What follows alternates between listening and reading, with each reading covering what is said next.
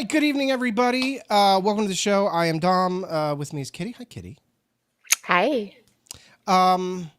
First of all, I want to warn you. I know that the thumbnail looks pretty nihilistic. There's going to be some nihilism, but, well, maybe not as much as you would think. Maybe not as much as you would think. There's going to be... We have things we have to talk about. If somehow you weren't aware... Donald Trump intentionally crashed the entire global stock market today with a bunch of tariffs based on an equation that no one's ever seen before in the history of economics.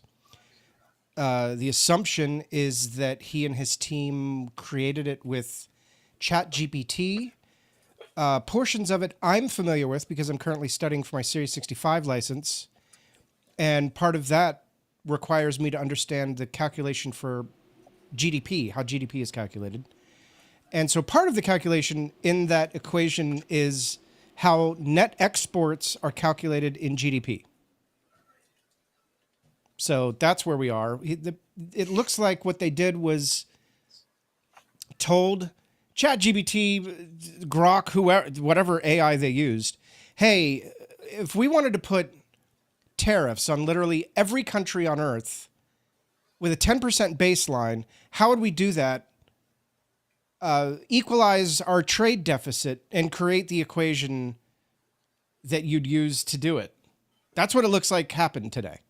And as a result, basically the entire economic power of the United States was eradicated today. And the interesting thing is, Kitty, if you told 25, 26-year-old me, hey, we're ending the American empire, I'd have been like, awesome. Yeah. I'd have been super, because I'd have assumed we'd have done it with things like benevolence and altruism and Working towards the Federation. working towards, hey, the United States has turned U.S. aid over to the UN. Like we just gave U.S. aid to the UN for the UN to use, and made the EU equal partners in U.S. aid. So it's not just, pushing out U.S. soft power, but it's pushing out, the soft power of all democracy. I've been like, absolutely, that's a great idea. Yeah, let's go. Right. World economy, going towards egalitarianism. Absolutely. Fantastic. Or if you'd said Radio Free Europe is ending, which it's now not ending. In 2005, 2006, I've been like, great. Radio Free Europe is conservative propaganda. It's not even, it's basically Fox News that gets broadcast, across Europe. Like I'd have been fine with it gone. Now it's back, of course, because they realized, oh, that's a fuck up. Yeah, we can't have nice things. Hi, Michelle. It's good to see you. Thanks for being here. I also didn't see them ending Lie Heap. Do you know what Lie Heap is? No. No. Lie Heap, its main job is to keep people from freezing to death in the winter through grants and other money that's given to rural communities to make sure that people can pay their heating and electricity. I didn't know the name for that, but yeah, I knew that there were programs for that. Yep. Yeah, that's gone. About the reason Texas was bad. Just wait until people in Fargo can't heat their homes. I mean, there could be multiple. The upcoming winter. First we have to get through hurricane season without NOAA and without FEMA. So that should be wonderful. For those of you who don't know, Hurricane Helene hit my community last year, and FEMA literally brought me 6 gallons of water. They didn't have to pay for it. They were just like, here's 6 gallons of water. And I was like, thanks, because I can't drink the water out of my tap. It's dangerous and would probably kill me. So thank you, FEMA, for... Water will also kill you, so... Yeah, Michelle, basically, we can't have anything now. Again... the American empire has been responsible for atrocities throughout history. And this episode should not be like, oh no, we don't have colonialism anymore. Because I hate colonialism. It's done horrible things. We're still going to have colonialism. It's just China and Russia are going to be in charge of it, and the Saudis. Yeah. It's just not going to be American colonialism anymore. All empires die. We had almost 250 years. But still kind of a baby. Still kind of a baby. For like empire scale across history. Sure. We're a toddler. Roman Empire lasted a long time. But at the same time, it's being orchestrated with abject cruelty. And the main purpose is so that the oligarchs can get every nation on earth. By the way, it's every nation. Like every nation that's supporting this right now, that's happy about it, Russia, China, Iran, anyone that's happy about the American empire falling right now, and there's a lot of them, the oligarchs want your land too. So they're starting by splitting the American empire, and then they'll be after yours. So just keep that in mind. Yeah, no, we're going fast towards a cyberpunk Mad Max style future. Something. Although if China does replace us as like the global reserve currency, then we are in the Firefly timeline. That's true. First, I want to answer Brandon's question. Do you think another Great Depression? Here's the thing. There's still time to prevent that. There's a bill that was introduced by Senator Chuck Grassley and Senator, I forget her name. I tried to have her name memorized and I forgot. Just a few hours ago, that would essentially take away Donald Trump's ability to carry these tariffs any further. Unless approved by Congress, the tariffs would expire after 60 days. And he has to inform Congress any president would have to inform Congress 48 hours before a tariff went into effect. The president couldn't just enact the tariffs. So there are Republicans in Congress waking up, but they've got to do a lot more. And again, I want to reiterate, 25, 26-year-old me would have been far more happy about this than current age me. But, also would have assumed that it was done with benevolence and, in a gregarian way. It was Maria Cantwell. Maria Cantwell, thank you. Democrat Maria Cantwell. Michelle says, tons of tornadoes the past few weeks, especially last night. No help from FEMA. Not even no help from FEMA. Trump didn't even post, whatever. Didn't even say anything. Never even mentioned him. Not even a word. Hey, Nate. How's it going, homie? Hey, Nate. How's it going? We need to have you on sometime. We need to do that. Yeah. We haven't hung out with Nate in a long time. Yeah, it's been a minute. It has been. And I think, I wrote an article on my Substack a while ago about the fire hose of fascism being too fast, too soon. And I believe that that is still in effect because Congress still has the power to end all of this. They could pass a law tomorrow. You got to get the Republicans on board, obviously. You got to get enough of them on board. They could pass a law tomorrow that undoes all of this and says, no, you can't do this. There are lawsuits. There was a lawsuit filed an hour or two ago by some states that may work its way through and say, no, you can't do all of this. There's still ways that this could stop. And I was going to post about this on Blue Sky, but I think it requires too much context. So I didn't. But me, I'm a retirement planner for a living. I watch the stock markets all the time. The stock market should have been down even worse than it was today. And I think part of the reason why it wasn't down as much as it probably should have been is because there are a lot of investors, especially institutional investors, that would be like banks and insurance carriers, that sort of thing, who don't believe this is going to hold, who don't think that these tariffs are going to be long-term, that something's going to happen. Trump's going to back off. Congress is going to do something. This was a horrible day for the stock market. I'm not saying it wasn't, but it should have been twice this or three times what we saw today with how comprehensive and Looney Tunes those tariffs were. Yeah, no, it's batshit. Yeah, Brandon, that is one option. The other option would be just passing some sort of legislation that, like what Grassley can't well have, where tariffs can expire if they're not approved by Congress within 60 days, that sort of thing, where it's like a temporary injunctive relief in a court case, something that's in place for a little bit but expires after a while. Yeah. Hey, dude, you're my guy too. You're my guy too. You have been for a long time. We gotta do something together. I want to do that. Christian says Trump wants world leaders to come plead with him at the White House and or Mar-a-Lago to lower tariffs and grant exemptions for their country. He wants to be the king doling out favors. Yes, that is what Trump wants. I totally agree with you.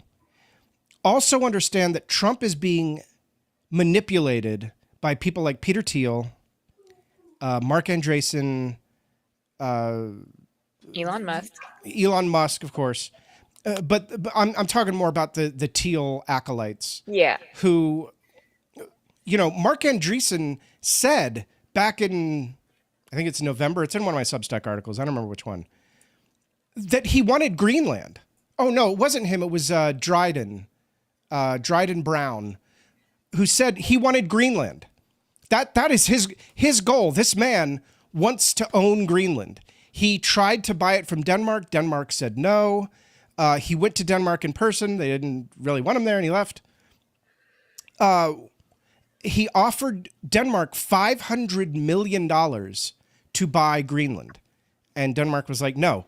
Well, guess what? If you can convince the president of the United States to institute a bunch of tariffs all over the world because he's a real smart guy, and you tell him what a real smart guy he is and how smart he is for putting all these tariffs, like you really pump him up and he does it.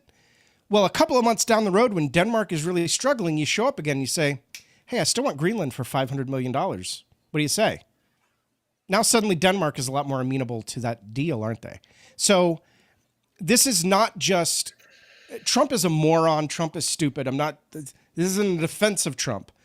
But this is also the oligarchs manipulating him behind the scenes because they want to balkanize the United States and every nation into what they call network states that they control and they fund with crypto. Again, I've written about this a lot on my blog, so you should just go. They basically want to turn us into Shadowrun, where you have corporations owning everything. Yes, exactly. Like the nation-state of like a corporate town. For sure. And thank you for subscribing. I appreciate that. Ascalon says, greetings. Brandon says, Trump is extremely autocratic. He is, Trump is a believer in the unitary executive theory, which states that the president is in charge of everything. And, it's like the Trump regime sending all these letters to like France and Europe saying, hey, I passed this executive order that's anti-DEI, so all of your universities in Europe have to follow my executive order. And all these universities are like, what are you talking about? But that's what Trump, Stephen Miller especially, Stephen Miller is really the power behind the throne because he writes everything that Trump says. Remember that? He believes in a unitary executive theory. And what's interesting is that a lot of these guys who believe that they can throw around the U.S.'s economic power are also the same guys flushing America's economic power. It's like, well, if you flush all of your economic power, you don't really have any weight to throw around the United States. Like, what? I'm not as afraid of you. Yeah, yeah. And they don't.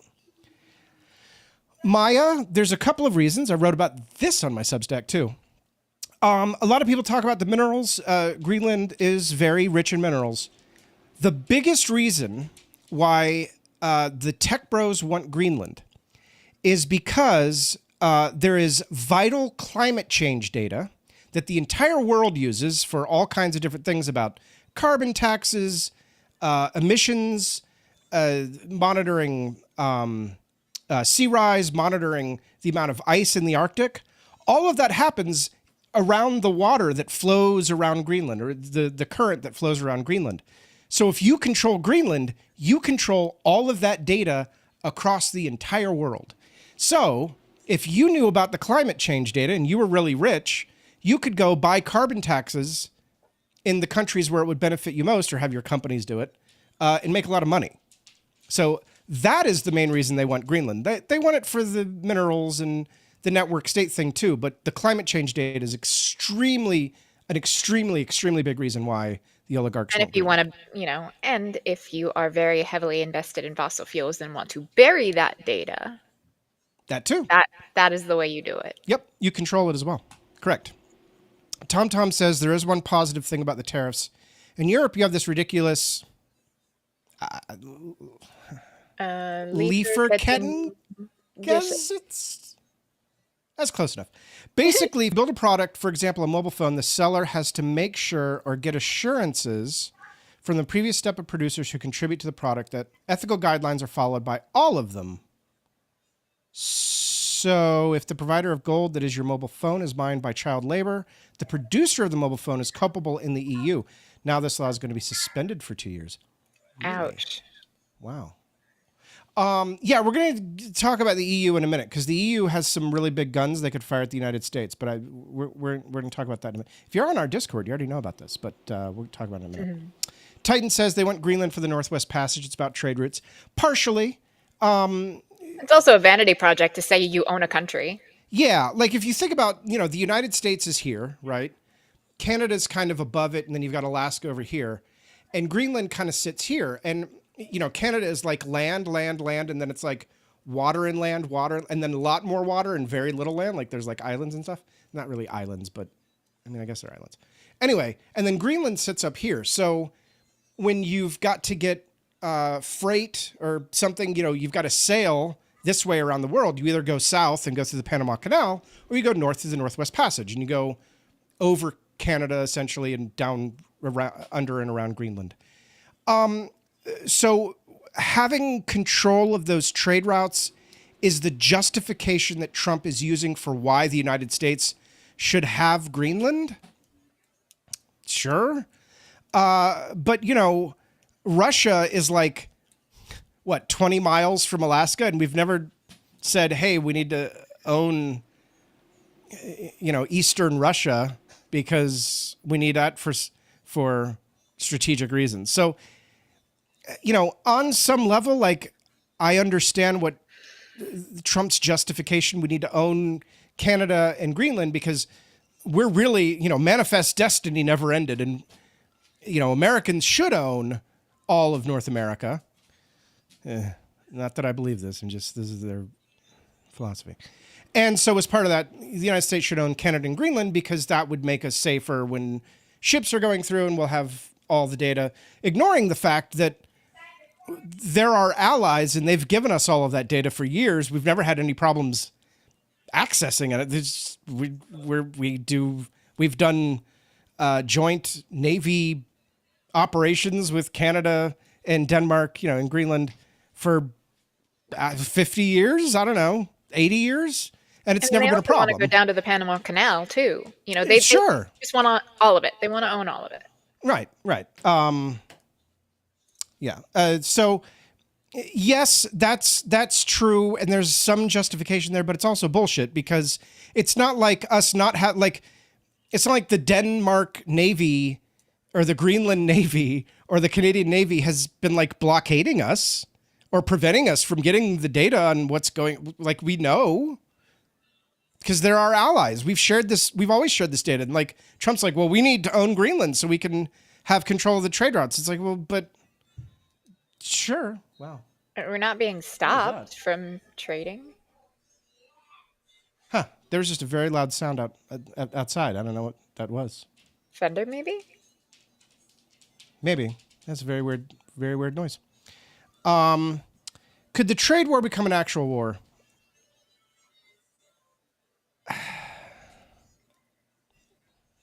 I'm the shrug emoji. I don't know. Yeah. Kitty, what do you think? It's not likely. However, it is not impossible. Because, especially when you have a man baby in chief who is using ChatGPT to write, financial policy and throwing his micropene around to try to strong arm other countries into, bending the knee, it could absolutely escalate. But I don't think we're there yet. I'm I much more don't, worried about global economic collapse and the dollar no longer being the reserve currency which we're and going to get a to. Great We're going to talk Depression. about that. Uh, Yeah, and those remember are what that. I'm more worried about than a hot war. Yeah, and remember that it's very difficult to just go to war. It's very difficult to be like, hey, we're at war now. Like, there's a bunch of logistical things. It was how we knew that Russia was going to invade Ukraine for like a year, because they were building up all of the resources that you would need in order to invade. You gotta have food, you gotta have water, you gotta have fuel, you gotta have the personnel. You don't just, hey, we're at war now, and show up the next day at somebody's door. And, global armaments and armies there's no indication that anybody's doing that. I mean, there's some indication Denmark has moved some ships in around Greenland, but we don't have like aircraft carrier groups like, coming up the sides of the United States to like surround Greenland, or troop buildups we'd probably launch out of Maine or something. I don't know exactly where it would be, but it would be somewhere in the Northeast, of course. And there's been no reports of that. So, and that takes time to do. It's very hard to like surprise someone that you're about to go to war with them, especially in modern times with satellites and shit. So yeah, surprise wars are not, there is no blitzkrieg. There is no coming out of like nowhere. Not anymore. Right. Yeah. So I agree with Kitty. Like, it could escalate into that, but we're going to talk about the soft weapons that Europe has in a minute. We're going to get it to it. Michelle says, I have a question. If U.S. gets balkanized, what happens to our military and who will be? Michelle, you're asking. Sure. I don't know. Maybe you'll have them. Maybe they'll end up at your house. I don't know. Well, this and no one frozen knows. head. Like, who knows? Right. And how would it even balkanize? Like, would we have like, the Western United States and the Eastern United States, or North and South, or nobody knows? Are we looking at something like The Man in the High Castle, where the United States is split up in like 3 large chunks? Three zones? Or is it The Handmaid's Tale, where a large portion of the United States was devastated by nuclear war and is uninhabitable? Like, there's way too many variables in question. Like, nobody, we don't know. And you'll drive yourself insane trying to speculate what. I wouldn't even bother worrying about that right now. We are very far away from balkanization currently. But again, we're going to talk about that in a couple minutes. I'm going to get to these comments. They know climate change is real and expect the Northwest Passage to be more navigable by the year. Yes. And there's also the distinct possibility of what's the current on the Pacific side, or not Pacific side? Oh my God, Atlantic side of Florida, the Gulf Stream. Yeah, the Gulf Stream collapsed, and if the Gulf Stream collapsed, of course, that would affect shipping and trade routes as well. So, yeah. We're in for a lot of fun times in the next 10 years. Fabio added some context. It's a German law right now, but there's a proposal to pass it as a European regulation. So, Brandon says, and people should remember the Great Depression triggered by the 1929 stock market crash was a complex event caused by factors like overproduction, a weak banking system, and the Smoot-Hawley tariff. Correct. The tariffs were, I guess, straw that broke the camel's back. What you have to realize is that after World War I, the world was not great at recovering from a war yet. The recovery from World War II was much better because the recovery from World War I was so dismal. There was the League of Nations that Woodrow Wilson tried to put together, but it just completely collapsed. There was not good humanitarian aid sent into Europe to help Europe recover. One of the reasons why Hitler came to power is that Germany was collapsing due to all the sanctions and restrictions on what they were allowed to build, and we didn't understand then that organizations like USAID are key to keeping countries from falling into a balkanization. Essentially, when you keep the social safety net up, countries tend not to collapse. It's weird. You'd I think know. we would have learned that lesson after the Civil War and failed Reconstruction. Well, yeah. But yeah, social safety nets, things like Social Security, Medicare, and Medicaid, keep people from killing one another for food, right? And if you're not killing your neighbors for food, you're more likely working towards political change, which is what USAID was like, we should go do that. Again, the USAID is very complex. I'm brushing with broad strokes, I know. But that's the basics of soft power. And when you take away that soft power, what you tend to have is regime collapse, because when the underpinnings of society falls apart, you get the French Revolution and stuff happening to Marie Antoinette. Christian says, both Greenland and the north of Alaska are very lightly defended. Russia, on the other hand, is investing heavily in Arctic defense. U.S. has the biggest military base on Greenland already, correct. And we also have the most powerful Navy on Earth that can project itself anywhere on Earth within a matter of a couple of days at most. And, Russia said they did. Guess what? They don't. And then there's China's Navy, which we really don't know a lot about. China's done well at obfuscating things about their Navy. We know they have a lot of attack submarines. We know Europe has a lot of attack submarines.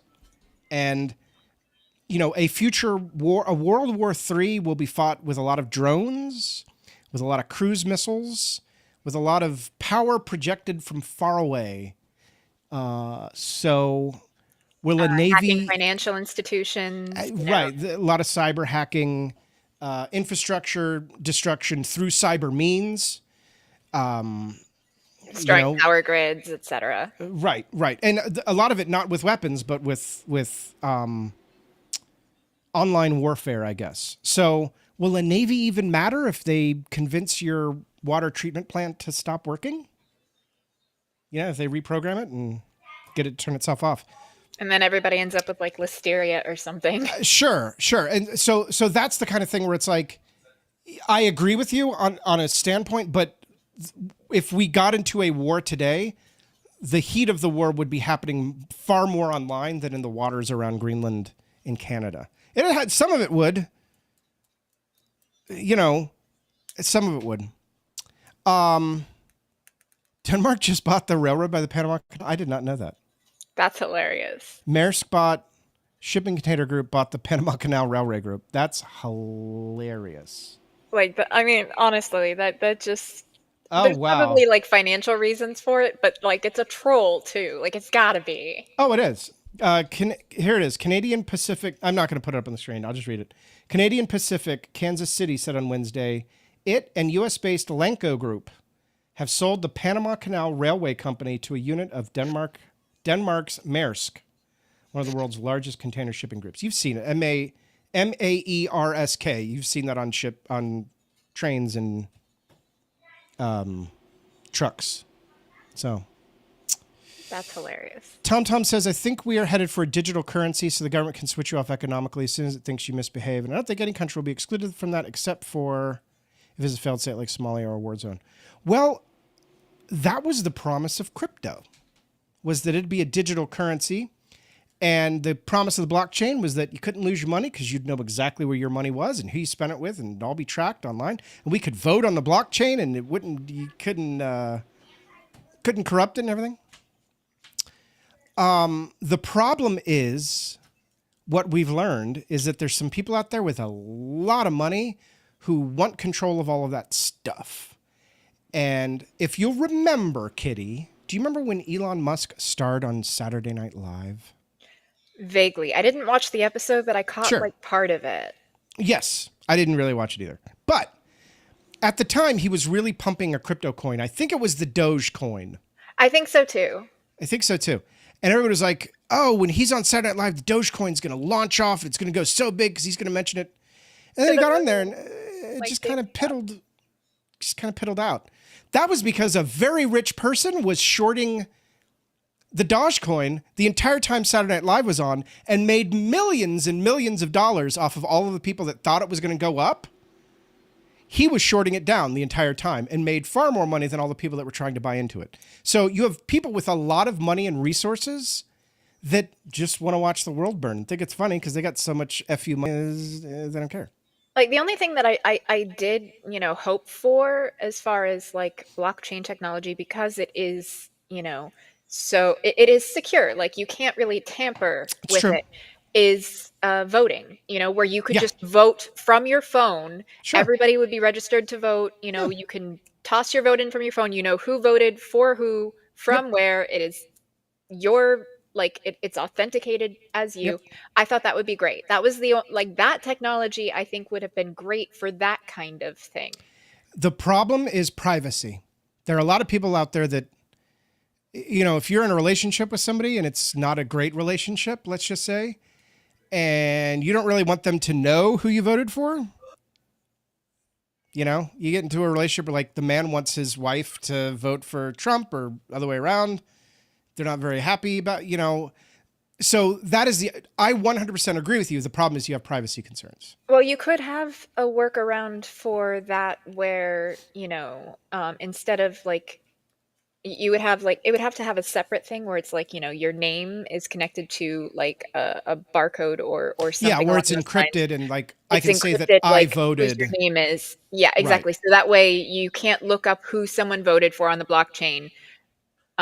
You But can just look like up that they voted. Yeah, that sort of thing. exactly.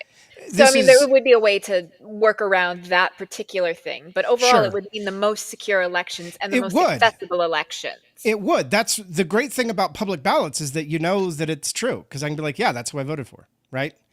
But at the same time, it can cause privacy issues. This is the by the way, this is the argument in cybersecurity that we've had for decades. Like, you want your data to be secure, you also want it to be accessible. As long as your data is accessible, It's not somebody other than you can access it.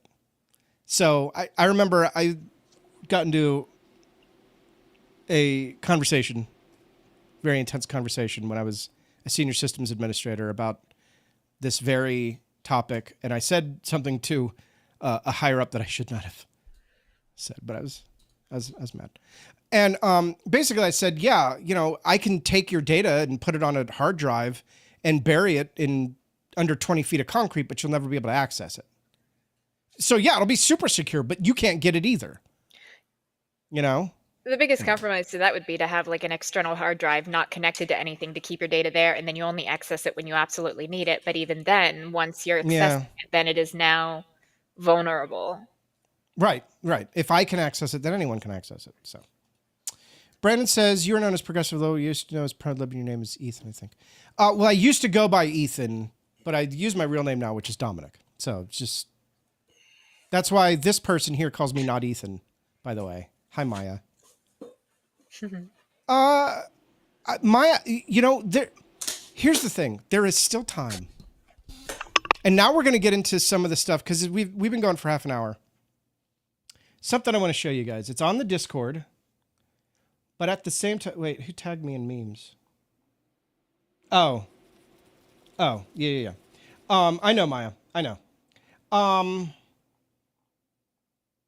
Okay, so let me get this. I need to save this image, and then I can put it up on the screen. All right, so let me add this in real quick somewhere. Share media. Is this how I do it? Yeah. Nope. I didn't do it. Maybe I do it over here. Sometimes this software is super, super confusing. It's not a logo. I'm not trying to add a logo. I'm trying to add a photo of a picture that I just uploaded to you. That is now, it just doesn't exist. Okay. Tell you what, I have a better way. I'm just going to open it up and we're just going to share it as a screen. Because, I don't know. This thing, I wish it worked like... Okay, now it's just, it keeps adding them to this scene. Please stop. Thank you. All right, so application window, there it is. Okay.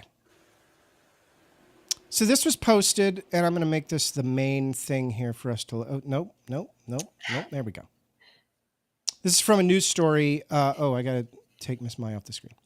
The commission, they're talking about a European Union Commission, is also facing questions over whether it will invoke for the first time the European Union's anti-coercion law, which gives the bloc wide leeway to impose trade and investment restrictions on a foreign government deemed to be using trade as a weapon. Kitty, would you say that the United States is currently using trade as a weapon? I mean, they don't call it a trade war for no reason. Interesting. That's an interesting way of saying that. Let's continue. This law could, in theory, allow the European Union to revoke banking licenses for large U.S. banks, cancel U.S. intellectual property rights in Europe, That would sting. and block U.S. companies from bidding for European government contracts.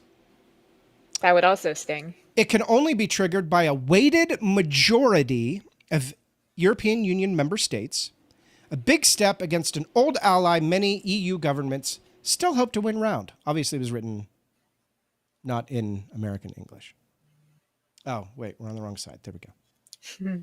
So I want you guys to keep in mind, we're all feeling a little nihilistic right now. And things are never going back to the way that they were. I totally agree with that. But it doesn't mean that everyone has to listen to us.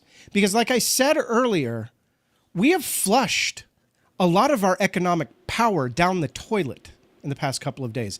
Thank God we still have the US. The US dollar is still the reserve currency. We're going to talk about that in a second. But what we have shown the world is that we are not a reliable trading partner. And when you're not a reliable trading partner, they're going to say, well, if we can't trade with you reliably, why do we respect your intellectual property rights? Mm-hmm. Why are your banks doing business in our country? Why are your corporations bidding on contracts when that could go to European companies that aren't using trade as a weapon? Absolutely. Why are your car makers selling their cars in our nation? So what these guys around Trump, because it's Trump, but it's also the people, the men around him. Let me be very clear. The men around him don't understand is that the reason that America could throw its weight around for so long was that we had all of this economic soft power that they just flushed. They just flushed their biggest bargaining chips down the toilet and said, well, you better listen to us now. And the rest of the world's like, no. Why? It's like showing up to, the old, don't bring a stick to a gunfight. Well, imagine if you showed up to the gunfight and the guy with the gun, like, throws the gun away. It's like, listen here, fucker. I'm going to shoot you. And you're like, with just what? Threw your gun over there and I have a stick.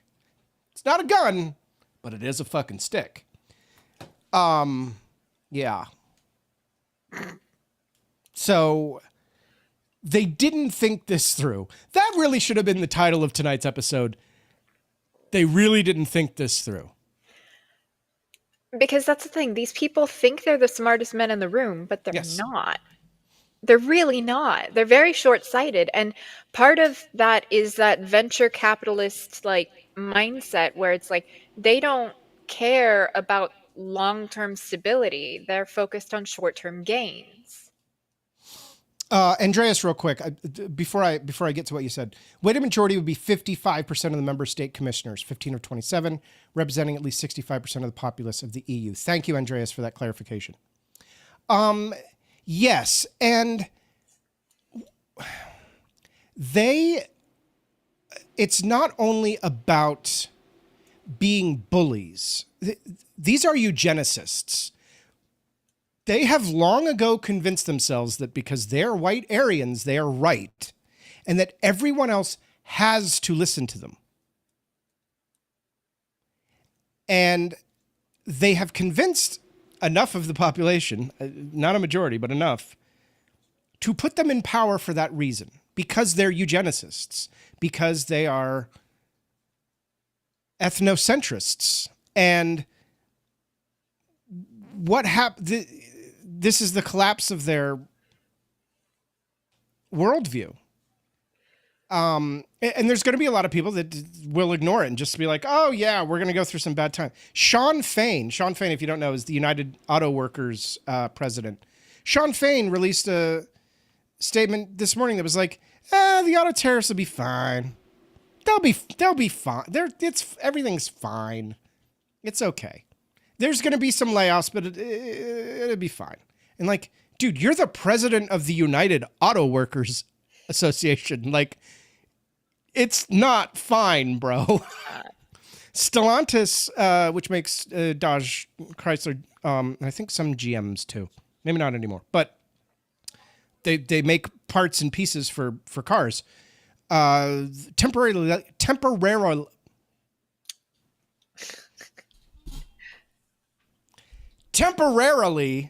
laid off 900 people today. Furloughed 900 people and said, okay. Said you'll come back to work eventually, maybe. We think. But, hopefully. Have fun. Fingers crossed. Fingers crossed. Fabio says, I totally see a lot of favorable scenarios. I was just pointing out that there's no ready solution right now, which doesn't mean that there won't be in the future. Tom, I totally agree. The old American empire is gone. It is gone. It's not coming. Even if we put all the pieces and parts back together today, it wouldn't be the same. Because there's a lot of people that are never going to trust us again. Or not for generations. Even if we went back to how everything was tomorrow, they just wouldn't trust us the same. And they shouldn't. They shouldn't. I mean, we shouldn't have been trusted after pulling out of the Iran agreement and not going back into it. Or the Paris Climate Agreement as well, absolutely. That too. And so, what will it take to get back to where we were? Well, what it took last time was the Russians curb stomping Nazis in the street of Berlin as we were ejecting Nazis out of France physically. And we did that, and then we did Nuremberg trials, and we put the ones that lived on trial and got them to admit were atrocities, executed a bunch of them, and then said, okay, now we're in charge, and we're making sure this never happens again. But we're not going to see conflicts like that again. We're not going to see like huge, probably brawling wars, most likely. Right. I mean, what we'll see, like we said earlier, if this goes hot, and I want to reiterate, I don't think we're anywhere close to hot. No, not at all. Tons of cyber warfare. The Russian ships that apparently can cut the underseas cables. We'll see stuff like that where infrastructure is attacked. Either through cyber attacks or through terrorist attacks. Sure. People got mad at me on Blue Sky the other day because I mentioned Sherman's march across Georgia, which I wasn't defending Sherman's march across Georgia. I was just saying when the thing that happened. He burned Atlanta. So if you don't know, he burned Atlanta and basically wrote the president was like, listen, I just burned Atlanta to the ground and these guys are still fighting. So I'm going to Savannah. I'm going to capture the port. I'm going to capture everything in the port. And on the way, I'm going to leave them in devastation. He did not literally salt fields, but he did burn fields to the ground. He burned farms to the ground. There's reports that his men did horrible things. Things to people, if you know what I'm saying. How much of that was Southern propaganda, how much of it actually happened, we don't know. And Sherman... we'll never know. Sherman was like, nah, what are you talking about? I didn't do that. Come on. What we know is that a few months later, he arrived in Savannah and wrote the president, was like, Merry Christmas. I just captured Savannah, and here's everything that's in the port. I got you a bunch of indigo and rice and whatever it was that was there. And that broke the back of the Confederacy. Now, the Confederacy had other problems, like... One of my favorite stories of the Confederacy is that the Confederate soldiers didn't have any uniforms. And Georgia had plenty. And the governor of Georgia was like, nah, you guys didn't pay me enough. And he just didn't send the Confederate Army a bunch of stuff that they needed because he was like, nah, you got to pay me more.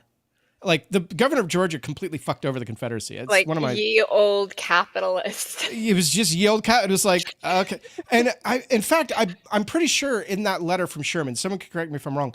I think he even mentions in that letter to the president where he's like, "Yeah, I've got a bunch of uniforms here. I don't know, just sitting here in crates."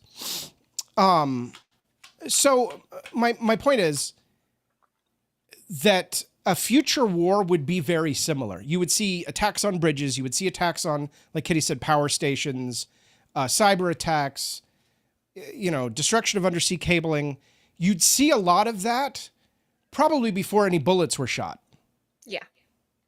You'd Before see drones even were launched in the air, to be honest. Yeah, absolutely. And Predator drones kind of hard. They're like this. It's like two school buses. Like Predator drones those are massive. They're aircraft. I mean, they're large aircraft. But before any of those went up in the sky, you'd see a bunch of infrastructure attacks. You'd just be sitting here and randomly your internet would just go out, or your electricity would go off, and it would have been a cyber attack. No bullets were shot or bombs were dropped, but you're still injured just like they were. So until we start seeing stuff like that, I wouldn't be too concerned. But if we start seeing that stuff a lot, that's when you should get worried. Yeah, but for now, worry more about economic collapse of the U.S. People not able to afford food, or heating in the winter. Yeah, heating, utilities. Yeah, I want to talk about the reserve currency in a second too, but I want to get some of these comments. Titan says there are two factions, essentially Russian agents and white cis het frat boys who paid other people to write their papers and take their finals in college. That. Do I have like a bullseye sound effect? Do I have I have a magic twinkle. There we go. You got a magic. Oh, that plays twice. I'm sorry. Can you stop? Nope. Okay. All right, I didn't realize it was that long. Okay, but you got a magic twinkle. Congratulations. It was so good. It was fine that I did it twice. It was perfect. It was perfect. TomTom says this sort of thing might be kickstarted in smaller countries where the hurdle is lower. Yeah. Maya says we don't need a hot war to get Nuremberg level trials out of this. That's true. I'm just saying that was the catalyst for the United States and Russia to set themselves up as the global superpower after World War II. That's why.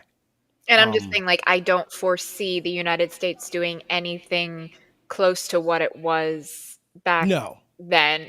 And when you have someone like China, who is, next in line to become global reserve currency, right. If the United States gets knocked off that pedestal and they're going around extending soft power by the Belt and Road Initiative and, so many things, like the U.S. is... We are literally witnessing the fall of an empire. It's just happening in slow motion. And some areas up because the fascists are just they went full gas, no break, and it is causing people to wake up to it a little bit faster than I think they realized. So it's not going to end well for them. We might end up Marie Antoinette style sooner than they would have thought. But we'll see. We'll see. We're going to talk about reserve currency in 1 second. Yes, everything that you said. I agree with everything you said. I don't need to add any context. Titan says he's satisfied by the twinkle. I'm glad. Yes, the ProLib magic twinkle to your cover. I like that. So let's talk about reserve currency. So what does that mean? It means that things in other countries are priced in US dollars. Most importantly is oil. There's some other stuff that's really important too. Soybeans? What? Soybeans. You're going to say soy boy? Soy boys are priced in US dollars, I guess. Soybeans, wheat. There's a couple of physical commodities that are priced in US dollars. And that is because the US financial system has been so dependable since the end of World War II. And since it has, you knew that a buck was worth a buck. You could believe that. After today, can you believe that the US dollar is worth $1? No. Or that it's going to be worth $1 in a week? Like, is Trump going to up the price of literally everything on Earth again tomorrow?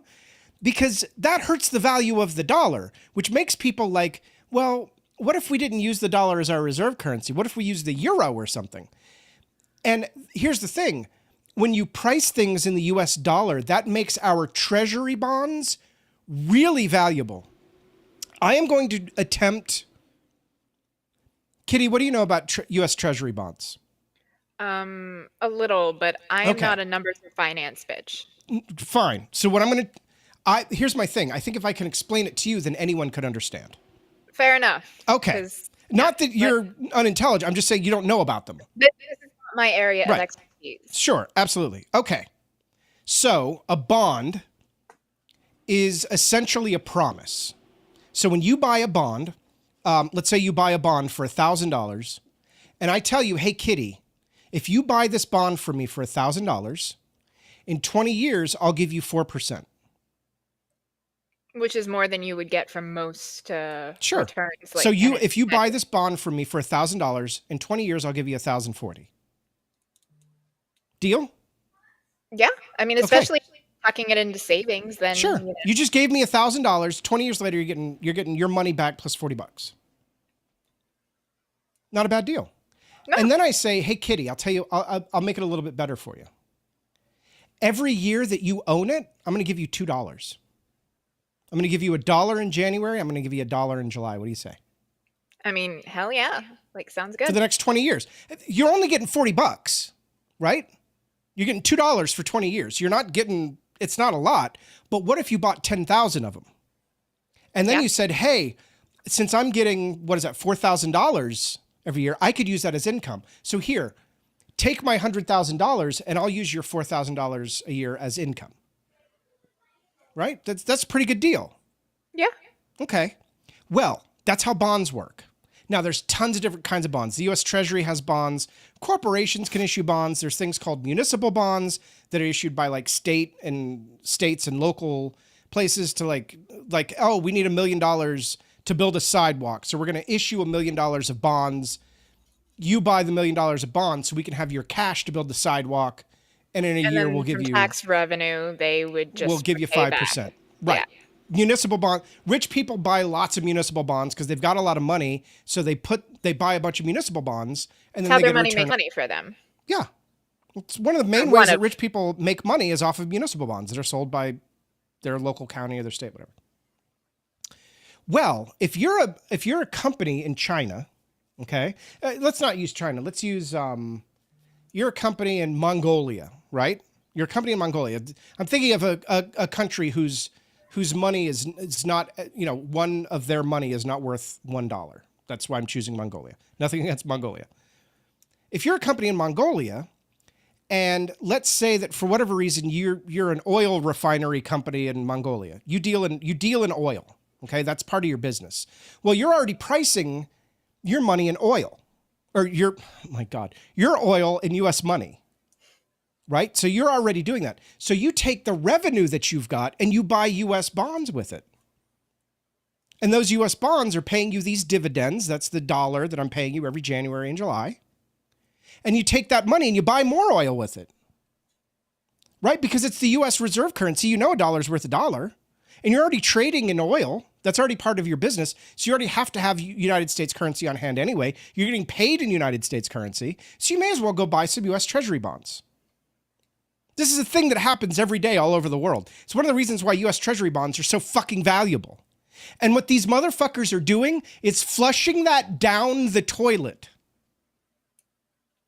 And what you have to understand is that the reason that the U.S. economy is so stable is that every other country on earth believes that the U.S. economy is going to continue to be stable. And so they're willing to use their money, which isn't worth as much as a dollar, foreign exchange stuff, Forex. I'm not getting too deep into that. But they know that they can make a sustainable, predictable amount of money off of their money if they convert it into US dollars. When that ends, they can't. Now, if I told you, hey, Kitty, I want you, remember that bond I told you about? Well, listen, you're still going to give me $1,000. In 20 years, I'm going to give you back maybe $950, maybe $1,015. I'm not sure. What do you say? Nah. You might lose money. You might get something. Or, if everything goes to absolute shit, you get nothing. Yeah. Yeah. And so that's a concept we talk about in finance. That point instead of a sure investment. Correct. That's what we talk about in finance when we talk about risk management and what your risk profile is. How risky are you willing to be with your money? And U.S. Treasury bonds, most U.S. corporate bonds, stuff, blue chip companies like Microsoft and IBM and Ford, Caterpillar, that sort of thing. Very dependable things, right? These are companies that have been around for a long time. There's no reason to think that they won't be around tomorrow. Well, there didn't used to be. But there's no reason to think they won't be around tomorrow. So, hey, I'm going to buy their bond. In 20 years, they're going to give me 5% back. I'm fine with that. It's a good way for retirement, too, because you're planning on retiring in about 20 years. So if you do that relatively early on, sure, then you know that you're going to get, a chunk of money plus the money that you already invested. And then you correct. could, invest that in something else that might be a little bit higher risk. But, yes, you'll be coming into money. There's a product that I talk about a lot in my professional life called a fixed annuity. And different insurance carriers have different fixed annuities with different rates. And they might say, hey, if you put here's one I can talk about right now. I won't get in any trouble. I won't get in any trouble because I got approved on this today. Nationwide right now. Okay. Kitty, I'm going to sell you on a nationwide annuity right now. Okay. Tell me if you think this is a good deal. I think this is great. I legitimately think this is a great deal. They have a 30% bonus right now at Nationwide. So if you give Nationwide $100,000, you put that into a fixed annuity, they give you a $30,000 bonus. That's now insane. It's deferred. You can't touch it for a while. It's still insane. It's insane. That's a great fucking deal, right? Like when I first heard about this, I was like, that has to be a typo. That's insane. Well, it's a deferred annuity. You can't touch it for a while. And if you do, there are fees and different things. But it's still more like you're still getting way more money than you initially invested, even if you absolutely. And it's great for absolutely, and it's great for retirement. I'm going to take your old 401k that's got 100,000 in it. We're going to roll it over to this. You're going to get a 30% bonus, and it has compound interest over time. You're going to get 4%, 5%, whatever I don't know exactly what the percentages are, but it's a fixed amount. When you buy the annuity, you know exactly how much you're going to get each year. And, after 20 years, it's going to be where we do what's called an illustration. Like we literally look at the numbers. Those can exist because the U.S. economy is stable. And when the U.S. economy gets unstable, you don't get to have products like that anymore for your retirement. That's the stakes. Like, I don't think people understand that the stability of the U.S. economy for the past several decades wasn't by accident. It wasn't magic. It wasn't a wand that someone waved that created the stability of the United States economy. It was a lot of very intelligent economists and political scientists and geopolitical efforts and soft power that was projected throughout the world that created all of it. And Elon Musk is like, fuck, why are we using this? What is this even for? Let's get rid of all of this. And so, it's even worse because they're also getting social safety net programs like Social Security and Medicare. So, even like that is going to affect poor people the most, but it'll affect everybody. Sure. And if things go to hell and the retirement accounts and the 401ks and all the other things that require the economy to be stable for them to actually function as intended, then you are literally going to have people with nothing. Less than nothing. Maya says, I'm not investing in anything. I'm not convinced the dollar will be worth anything in 5 years. So I want to be very, very clear. Fixed annuities are not investment products. They're not. That is an indexed annuity or a variable annuity. Those are different. Those deal with the stock market. A fixed annuity is just a promise. Fixed annuity is just a company saying, hey, give us the money and we're going to give you some compound interest over time. I just want to be really clear because I'm licensed and I have to be. I can get in trouble if I'm not very, very clear on these things. So fixed annuities are not investment products. I'm not licensed to suggest investment products. Just want to bring that up. But Maya brings up a good point, is that a lot of people think like she does. That when they see these types of products now, they're saying, well, what's even going to be going on in 5 years? Right? Now, I'm not saying that. I don't necessarily believe that. You guys know I'm an eternal optimist. I just am. It's how I'm built. And I really think More optimistic than I am. I'm more optimistic than a lot of people. That's probably why I'm in sales. Because you got to be an optimist, G. Or you'll Also a bit of a masochist. You're Marie Antoinette yourself. Hari Kari. But, you know, I don't think, I think that the American empire as we knew it is dead. Yes, absolutely. But I We're don't not going think back. we're not going back, but I do think there are ways forward.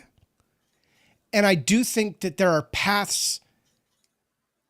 I think that the positive paths are far more likely than the negative paths. What did 1929 get us, Kitty? I mean, to be fair, yes, it got us the New Deal. And Thank you. FDR. It got us the New Deal. However, we don't have an FDR right now. We didn't have an FDR in 1929. No. Either. But FDR at least existed. FDR did exist. There could be, you know, I mean, I'm not saying I'm going to run for president immediately, but, you know, it could be. I would run as your vice president. Would you really? I would. You have would. bad judge. You have terrible judgment if you would do that. I would do it. I would absolutely do it. Maya, no, that is not true. But I do want to say, I'm going to give myself a very small plug here for my company. Very small plug. It is Financial Literacy Awareness Month. So if you follow me on Blue Sky, you know that every day I've made one post. I'm not spamming anybody with it, but it is Financial Literacy Awareness Month. So Maya, you reminded me, please, you know, if you go to my profile, you can I have a blog that talks about retirement and saving and all this stuff. It's just financial literacy. I don't sell anything on it. I'm not even allowed to. It's not solicitation. It's just education. And I do fundamentally believe that everybody deserves financial literacy awareness. And I think there's been a lot of marginalized communities that have been denied that information for a long time, intentionally to keep them down. And I want to see everybody have the financial literacy that they deserve. So, Kitty, give us your closing thoughts. Imagine Kenny G's playing in the background. Do I have any Kenny G? I wonder if I have any. Probably not. Do I have any like? No, I don't think I've got any. Just go ahead. It is frustrating because, you know, I remember being told, you know, you work hard, you know, go to school, get a good education, like you get the American dream. That's been gone for a while. And not only that, but we have been for a while now in my adult life a backsliding democracy, and we are witnessing the fall of an empire. Now, do I think that we're going to end up completely Mad Max? No, I don't think that it'll get that bad, at least not right now. Now, with climate change running out of control, like that's a whole other story. The whole other story. We're just talking about economically right now. But economically speaking, whole other thing. The fact of the matter is we may end up with an eat the rich type situation, because with the social safety nets gutted, with financial institutions not having the stability that they have had for decades and decades and decades, people are going to suffer. And when people are suffering, that's when things get ugly. And that's my biggest concern. I'm not worried about a hot war, at least not yet. You know, sure, maybe some destabilizing cyber attacks, things like that. But those would be more like sporadic things to just, you know, essentially shit on the US while they're already down kind of thing, not necessarily to actually completely destroy it, but with things like the Belt and Road Initiative in China and the fact that, the US is currently pissing off every other nation in the world, some of which that actually have the power to cause harm to the oligarchs in charge of the United States right now with policies like you mentioned with the EU. It leads to the fact that the United States is not going to be the sole superpower anymore. And if we do get tipped off as the world's reserve currency, we'll never get that back. We will never again see the glory days of the shining city on the hill kind of thing.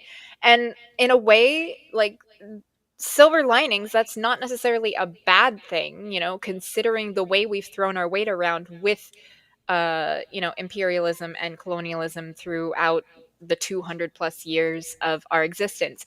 But it is still destabilizing for the entirety of the world. And not only will the people in the United States suffer, but people around the world are going to suffer too. And the only reason things haven't gotten completely out of whack thus far in the United States, even though people have been struggling for a long time, it's not new. People have been less than $400 emergency away from, potential ruin. It's because consumer products and the price of groceries and everything are actually low, even with inflation and with the way the prices have gone up, comparatively speaking to other countries. We actually have very cheap consumer goods. And that has been essentially the band-aid over the bullet wound that has kept the economy together with duct tape and bubblegum MacGyver style.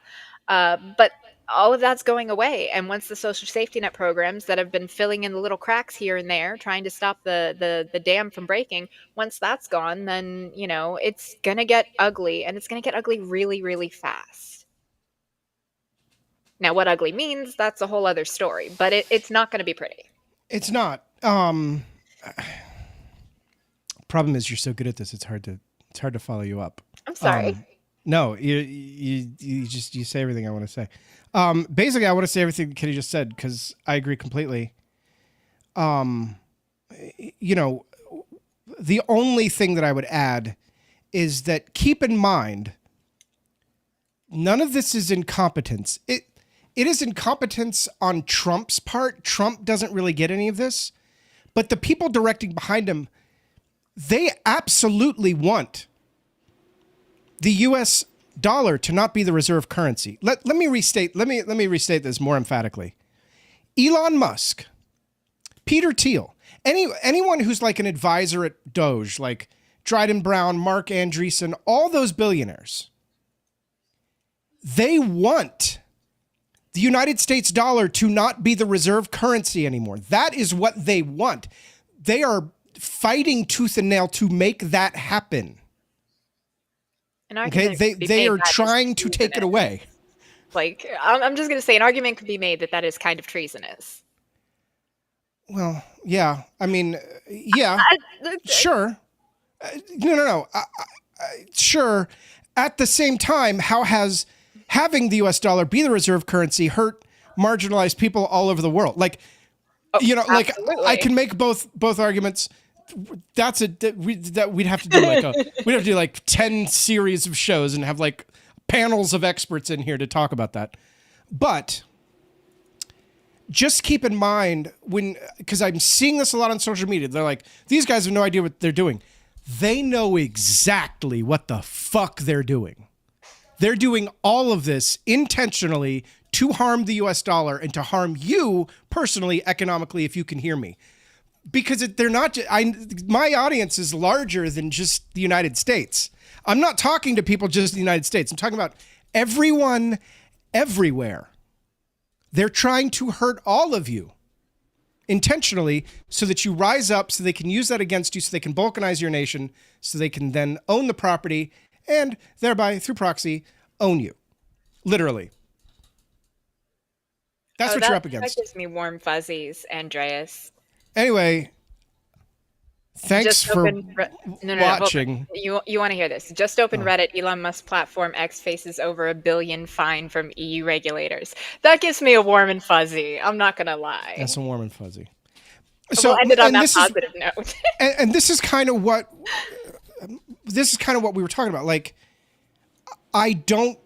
we aren't close to hot war and we aren't close to Mad Max just yet, because there are people out there with weapons that they just have never used before that are like, well, we're going to have to do something because they keep hurting us and we don't really want them. We don't want to be hurt anymore.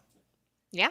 So I mean, there's other countries besides the EU that could do something. Canada could do something. Mexico could do things where people could be charged with crimes and arrested and stuff for harming their people. Anyway, so, the old way is over. What is the new way?